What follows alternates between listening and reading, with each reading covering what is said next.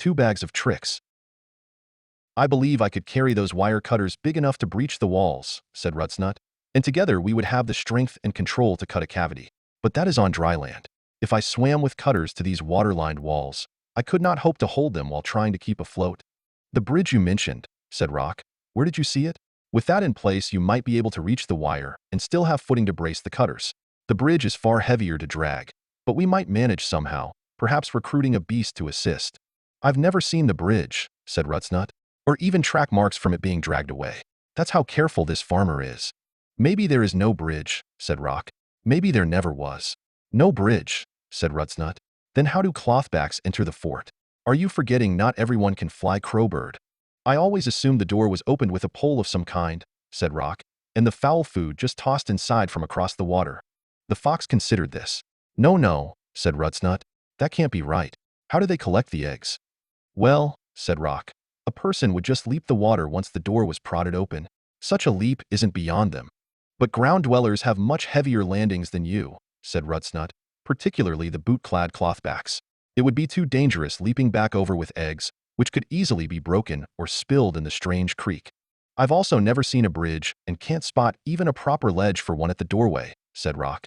But I think you're right, Fox. People must be able to steadily walk in and out of the fortress to collect their fill. Otherwise, for what purpose does it even exist? Another explanation, said Rutsnut, is that they have mined a long tunnel into the heart of the stronghold. Have you seen any sign of this, looking down from the towers or while flying above? No, nothing, said Rock, and I've managed to see inside the nesting hut also. There is no tunnel opening or trapdoor visible in the fort, and I'm an expert in uncovering camouflaged cavities. If one exists, it must be the most remarkable concealment ever encountered. I've never found a shaft entrance in the vicinity either, said Rutsnut, and as a burrowing specialist, I find it difficult to believe a tunnel would run all the way to the household from this far out. There must be a bridge across the water. Rock glided from the watchtower and landed above the wheel-shielded door. There he looked down at where a bridge should somehow be, trying to imagine how a flightless person might cross this water back and forth.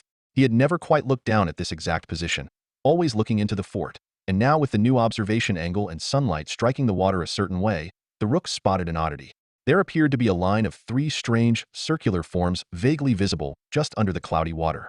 And suddenly Rock dived down, like a kingfisher after a catch, then pulled up and landed with a splash, but a shallow splash, right in the middle of the moat, legs submerged. There he cawed triumphantly at the fox. "How are you doing that, you little trickster?" said Rutsnut, rushing forward to the bank edge, standing on water. "I'm standing on your bridge, Fox," said Rock. "There's a tree trunk under the surface and 2 more, there and there." He gestured with his beak, back and forth. "I knew there was a bridge," said Rutsnut. "More like stepping stones," said Rock, "or stumps in this case. But we were both right. There was no bridge and a bridge at the same time. The trunks are wide, and with long enough boots, I'm sure a person can walk back and forth without getting their feet wet." The fox searched for the vague form of the first submerged stump, and with another splash, Rock hopped over to the step before that steadfast door of Gosgard. "Lost your leap, Fox," he said. "I can't clearly make them out from this angle," said Rutsnut, slightly embarrassed to admit his limitation before the bird. But this was far wiser than risking a humiliating fall into the watery murk. "I have an idea," said Rock, and took off.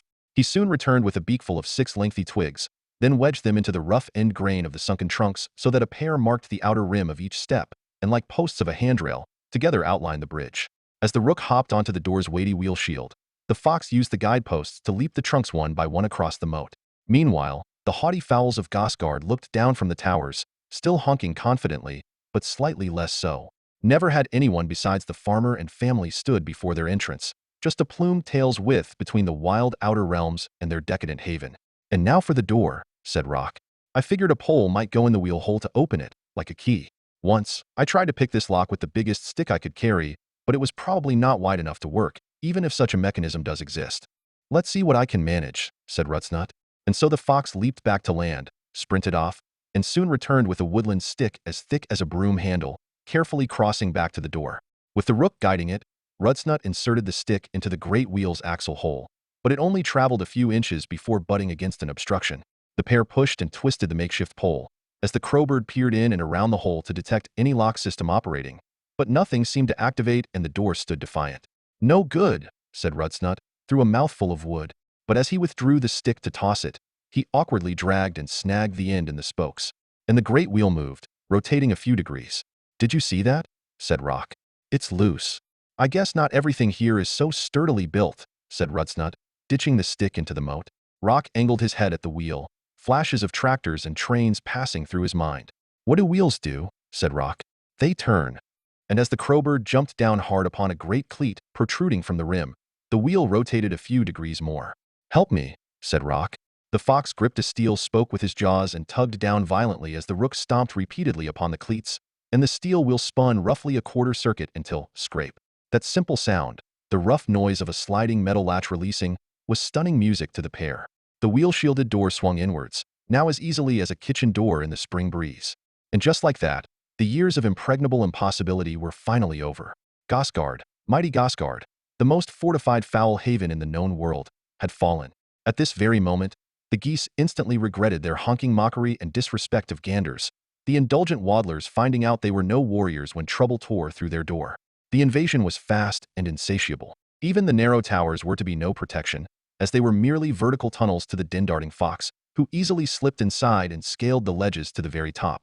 And the work that was then done there that day upon goose, gosling, and egg best be left unsaid. But suffice to say, the predatory pair had their fill. When the feather down had settled in the Gosgard courtyard like the cruel frosts of winter, not the meekest honk or cackle could be heard, and even the crowned limestone goose lay toppled in the water, drifting with down and torn quills. In a series of trips, the fox and rook stashed as much as they could in the surrounding area. And after the final raid, the pair managed to shut the door, to buy them more time to collect their caches before any alarm was sounded, and also confuse the farmer as to the method of intrusion. And there on the moat bank, as they were finally about to leave the ruins of Gosgard, Rutsnut with a last goose hung by the neck in his jaws and Rock a last egg clamped in his beak, the pair stopped to speak. After failing to defeat Gosgard on countless solo operations, during a single day of concentrated collaboration, they had overcome the pin said to be impenetrable. Both knew then and there that their partnership was indeed a powerful one, and not to be casually thrown away. "You must have heard of another defended food cache they call Piping Pie Prison," said Rock.